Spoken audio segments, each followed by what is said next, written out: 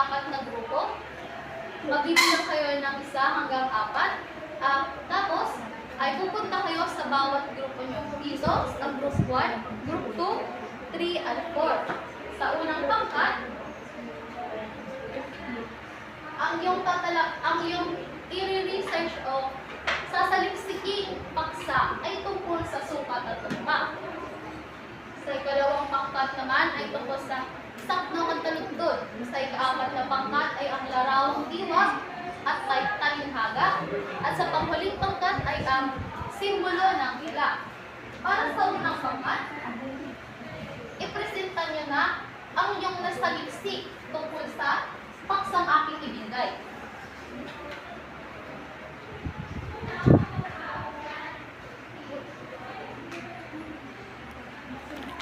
Mali. Ang sukat, narito ang aking karagdagang impormasyon tungkol sa iyong mga nasaliksik. Ang sukat, ito ay ang mga bilang ng pantig sa bawat taludtod. Karaniwan ng sangtula ay gumagamit ng wawaluin at aapating bilang ng sangtula.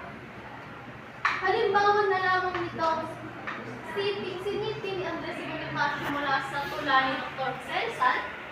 Itong linyang ito ay may sukat na 12. Okay naman, ay tutungo tayo sa tugma. Ang tugma ay ang magkakatunog na dulo magkakatunog na hulihang pantig sa bawat taludtod.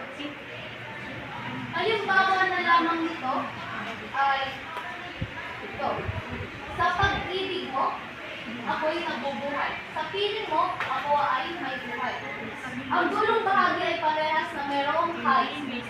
Kapag binasa mo ito, ay sila'y magkatugma. Kaya naman, ang ikalawang grupo ang magrepresenta ng kanilang sinaliksik.